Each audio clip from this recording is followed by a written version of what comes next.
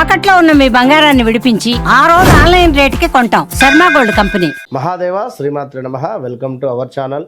రేపు రాబోయే మే నెలలో ద్వాదశ రాశుల వారికి సంబంధించి గురువు యొక్క మార్పు, దీని వలన మరి మేషం నుండి మీనరాశి వరకు, మొన్నటి వరకు కూడా ఉగాది రాశి ఫలాలు, ఉగాది పంచాంగము, అంతకుముందు జనవరిలో ఈ యొక్క ఆంగ్ల సంవత్సరానికి సంబంధించినటువంటి పంచాంగాలు చెప్పినటువంటి పరిస్థితి. సో ఇప్పుడు ఏమిటి అంటే విశేషంగా అందరూ ఎప్పుడా ఎదురు చూస్తూ ఉండేటువంటి ఈ యొక్క గురుగ్రహం మార్పు. సో ఉగాది రానే వచ్చింది. అయినప్పటికీ ఇట్టి ఉగాదిలో కొన్ని రాశుల వారికి బాగుందని చెప్పారు, కొన్ని రాశుల వారికి బాగాలేదు అని చెప్పారు. ఏవైతే బాగుంది అని చెప్పినటువంటి వారికి ఇప్పటికీ కాస్త బాగా లేని పరిస్థితి ఎదుర్కొంటూ ఉన్నారు. ఎవరైతే బాగుంది అని చెప్పన్నారో, బాగా లేదు అని అన్నారో వారికి కొంతమేర బాగుంది. సో ఓవరాల్గా చాలా అంటే చాలా పెద్ద గ్రహము గురుగ్రహము.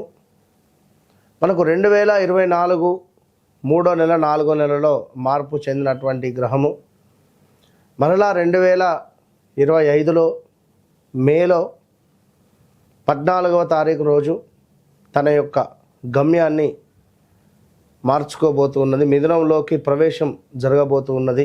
ప్రజెంట్గా ఇప్పుడు వృషభంలో ఉండేటువంటి గురుగ్రహము మిథున రాశిలోకి ప్రవేశించబోతూ ఉన్నది. ఎట్ ద సేమ్ టైం రాహుకేతువుల మార్పు కూడా ఇదే మే నెలలో జరుగుతూ ఉన్నది. సో ఒక శనైశ్చరుడు మారడము, ఒక గురుగ్రహము మారడము ఎంత అవసరమో, ఎట్ ద సేమ్ టైం రాహువు కేతువు మార్పు వలన చాలా అంటే చాలా ఎక్సలెంట్ మార్పులు రాబోతున్నవి ఈ యొక్క ద్వాదశ రాశుల్లో. అందులో ముఖ్యంగా మేషరాశి, మీనరాశి, ఎట్ ద సేమ్ టైం సింహరాశి. ఎవరికైతే బాగా లేవు అని అనుకునేటువంటి రాశులు ఉన్నాయో వారికి ఈ రాహుకేతువులు చాలా అంటే చాలా అద్భుతమైనటువంటి రిజల్ట్ని ఇవ్వబోతున్నారు. దానికంటే ముందు మరి ఈ యొక్క గురుగ్రహం మార్పు వలన ద్వాదశ రాశుల వారికి ఏ విధంగా ఉండబోతుందని తెలుసుకుందాం. ముఖ్యంగా ఒక మాట, చివరి మాట, గోచారములో గ్రహస్థితి, గ్రహచారంలో గ్రహస్థితి వేరువేరుగా ఉంటుంది. సో మీరు జన్మించినటువంటి సమయానికి ఏర్పడేటువంటిదే గ్రహస్థితి. ప్రజెంట్గా మారేటువంటి గ్రహాలు గోచారం. సో మీకంటూ ఒక డేట్ ఆఫ్ బర్త్, పుట్టిన సమయము అనేటువంటిది ఉంటుంది. దీన్ని బేస్ చేసుకొని 100% చూసుకుంటే 99% అక్యురేట్గా ఉంటుంది. మరొక మాట, జన్మనామము వేరుంటుంది, వ్యవహారిక నామము వేరుంటుంది ఇక్కడ చాలామందికి. సో ఈ రెండింటికి సంబంధించినటువంటి విషయంలో కూడా కొన్నిసార్లు ఇబ్బందులు ఎదుర్కొనేటువంటి పరిస్థితి ఉంటుంది. కనుక అన్ని విషయాలను అర్థం చేసుకొని మీకు అద్భుతమైనటువంటి రెమెడియా, రిజల్టా, ఏం జరుగుతుంది, జరిగింది, జరగబోతోంది అనేటువంటి అన్ని విషయాలు చెప్పేటువంటి వారు ఒక ఆస్ట్రాలజర్, మంచి సబ్జెక్ట్ ఉండేటువంటి వారిని కన్సల్ట్ అయ్యేటువంటి పరిస్థితి చేయండి. సో ప్రతిదీ కూడా సబ్జెక్టు పరంగా 100కు 100% అక్యురేట్గా చెప్పేటువంటి పరిస్థితి అమ్మవారి దయ వల్ల మనకున్నది.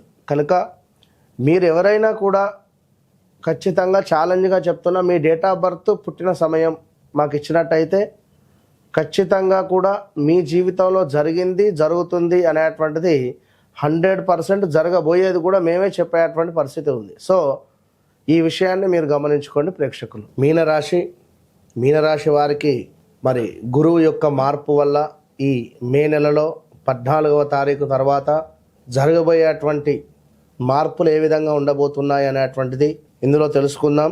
గురుగ్రహము వీరికి 3వ భావంలో నుండి 4వ భావంలోకి వెళ్తున్నాడు. మీనానికి 4వ భావము మిథునం, మీనరాశికి. సో మీనరాశి వారికి అధిపతి గురువు.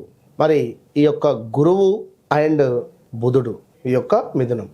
గురుపాలిత గ్రహాలలో శనిపాలిత గ్రహాలు గురుపాలిత గ్రహాలు. సో గురుపాలిత గ్రహాలలో మనకు బుధుడు రాడు. శనిపాలిత గ్రహాలలో గురుగ్రహము అనేటువంటిది మనకు రావడం జరుగుతుంది. సో ఇక్కడ మీనరాశి వారికి మరి 4వ భావంలోకి గురువు వెళ్ళడం వల్ల స్థాన చలనాలు, ప్రదేశ మార్పులు, ఇల్లు కట్టుకోవాలి అనేటువంటి ఆలోచన, ఈ ఇల్లు కట్టుకోవాలి అనేటువంటి ఆలోచనలో కాస్త పనులు ఆలస్యం అవుతాయి. సంవత్సరంలో అయ్యేటువంటి ఇల్లు 3 సంవత్సరాలు పట్టే పరిస్థితి ఉంటుంది. అదేవిధంగా పనులు దగ్గర దాకా వచ్చి మిస్ అయ్యేటువంటి పరిస్థితి ఉంటుంది.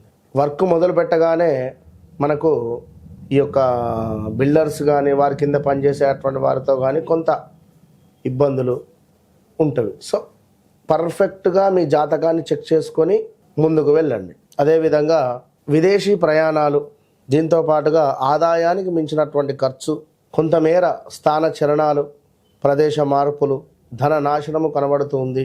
అనుకోకుండా అన్ఎక్స్పెక్టెడ్గా డబ్బు ఖర్చు కనబడుతుంది. ఇక దీంతో పాటుగా ఈ యొక్క మీనరాశి వారికి కొంత అవమానాలు, అవరోధాలు, లేడీస్ ఎవరైనా ఉంటే వారికి కొంత పీరియడ్స్ ఇష్యూస్ కావచ్చును, లేదా స్టమక్ రిలేటెడ్ ఇష్యూస్ వచ్చేటువంటి పరిస్థితి ఉంటుంది. జాగ్రత్త. మీనరాశికి సంబంధించినటువంటి పిల్లలకు కొంతమేర హెల్త్ రిలేటెడ్ కానీ స్కిన్ రిలేటెడ్ కానీ ఇష్యూస్ వచ్చేటువంటి పరిస్థితి ఉంటుంది. సో జాగ్రత్తగా ఉండండి.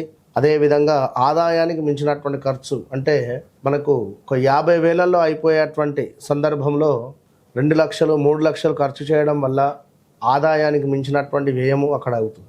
సో ₹1,00,000 మన వద్ద ఉంటే 50,000 పక్కన పెట్టేసుకొని 50,000లో బిజినెస్ స్టార్ట్ చేసుకోవడం వల్ల కొంత అనుకూలంగా ఉంటుంది. కనుక 1,00,000 ఉంటే 10 లక్షల బిజినెస్ అనేటువంటిది మొదలు చేయకూడదు. సో ఇలా టైం బాగాలేనప్పుడు అర్థం చేసుకొని ముందుకు వెళ్ళాలి. అదేవిధంగా ఈ యొక్క మీనరాశి వారికి ఇంకను గృహంలో కొన్ని సమస్యలు ఏర్పడే పరిస్థితి ఉంది. పనిచేసే చోట పై అధికారుల నుండి కొంత చివాట్లు ఉన్నవి, కొంత అనూహ్య అవరోధాలు, అగ్ని ప్రమాదాలు కూడా పొంచి ఉన్నవి. సో కొన్ని వస్తువులు కూడా దొంగతనానికి గురి అయ్యేటువంటి పరిస్థితి ఉంది. సో చాలా జాగ్రత్తగా ఉండాలి ఈ యొక్క మీనరాశి వారు. ఇక మరొక అద్భుతమైన విషయం ఏమిటి అంటే వాహన ప్రమాదాలు. ఏవైనా వాహన ప్రమాదాలు మాత్రము జరిగే పరిస్థితి ఉంది. సో తొందరపడి వాహనాలు కొనొద్దు. పిల్లలు ఎవరైనా అడిగినా కూడా మీనరాశికి సంబంధించినటువంటి పిల్లలు వాహనాలు అడిగినా వారి వ్యక్తిగత జాతకాన్ని చూసి వారికి కొనివ్వండి. తొందరపడి వాహనాలు కొనివ్వకండి. అదేవిధంగా కొంత పాపకార్యాలు చేసేటువంటి ఆసక్తి ఎక్కువగా కూడా అయ్యే పరిస్థితి ఉంటుంది ఇప్పుడు మీనరాశి వారు. దీంతో పాటుగా స్థాన చలనాలు, పదవిహీనత కూడా గోచరిస్తుంది. స్త్రీ మూలక ఇబ్బందులు అంటే ఫలానా వద్ద సంబంధం ఉంది, చక్కటి సంబంధం, మీకు వివాహం సెట్ అవుతుంది అని ఎవరైనా చెప్తే మీరు వారికి నమ్మి 10,000 20,000 ఇవ్వడం. సో వారు సంబంధం చెప్పకపోగా ఫోన్ స్విచ్ ఆఫ్ చేసుకోవడం.